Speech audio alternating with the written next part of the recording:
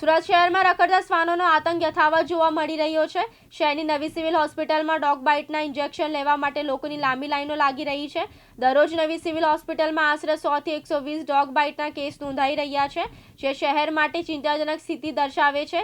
એક તરફ Surat municipal corporation દ્વારા રખડતા શ્વાનોના રસીકરણ અને ખસીકરણ પાછળ કરોડો રૂપિયાનું ખર્ચ કરવામાં આવી રહ્યું છે, તો બીજી તરફ શહેરમાં રખડતા શ્વાનોનો આતંક હજુ પણ યથાવત રહ્યો છે।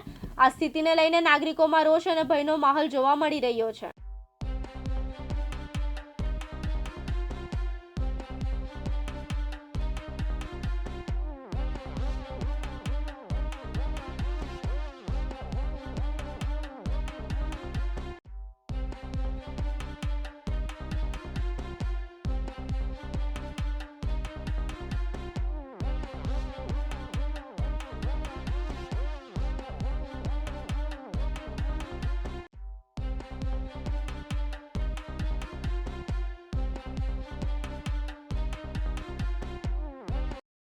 ખેરડિયા નવી સિવિલ હોસ્પિટલ સુરતમાં મેડિકલ ઓફિસર તરીકે કામ કરું છું।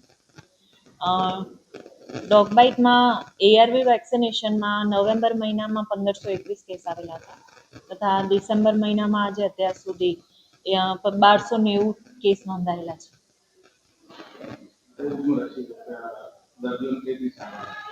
દર્દીઓને ધનુરનું ઇન્જેક્શન TT અને ડોગ બાઇટનું એન્ટી રેબીઝ વેક્સિનેશન આપવામાં આવે છે તથા જો ગંભીર ઘા હોય તો એને ઇમ્યુનોગ્લોબ્યુલિનની પણ સારવાર આપવામાં આવે છે।